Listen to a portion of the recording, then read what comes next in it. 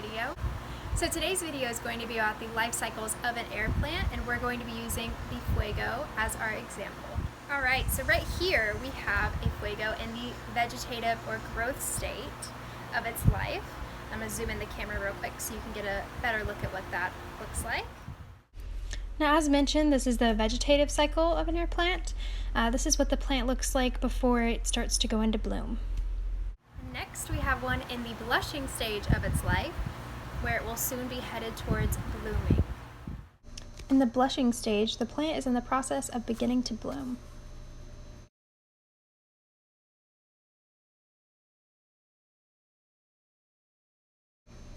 As you can see, those little red tips at the very top of the plant will eventually spread all the way down it, and the plant will be engulfed in this beautiful bright red.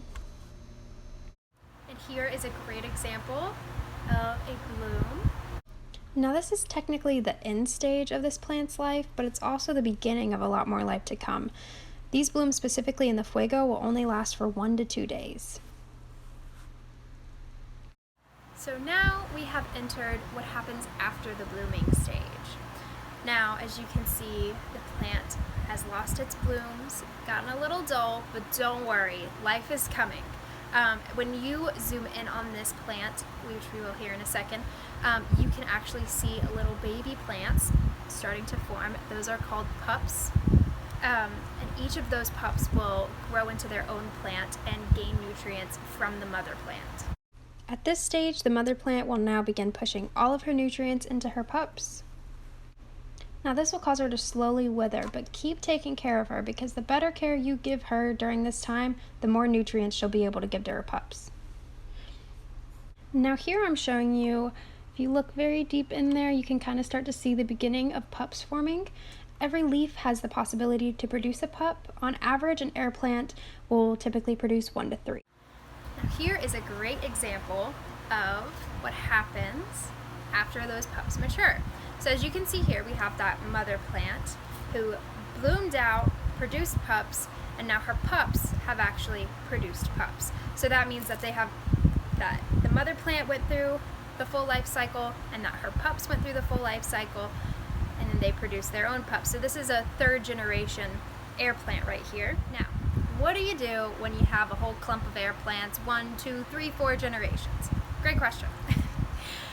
You can leave them, and they will just turn into a wonderful clump of beautiful air plants. What will happen to the mother plant is she will eventually die off and just give the rest of that energy to the remaining plants. Now, you can also separate each plant from the clump, but if you're wanting to do that, I would wait until they're at least 1/3 to half of the size of the mother plant. Now, the longer you wait to separate them, the healthier the pups will be. This is because they're kind of like a little colony. They're all sharing all those nutrients and really boosting each other. Now, here you can see on the back side, kind of moving towards the front, those are the youngest pups because they are the smallest. So that would be our 3rd generation. So that's going to wrap up today's video. Thank you guys so much for watching.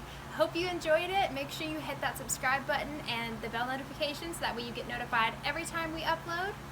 Also, make sure you're following us on all of our social medias. We are the Drunken Gnome Project on Instagram, the Drunken Gnome Air Plants on TikTok, and the Drunken Gnome on Facebook. All those will be linked down in the description for you. So thank you guys so much again. I hope you guys have an amazing rest of your day.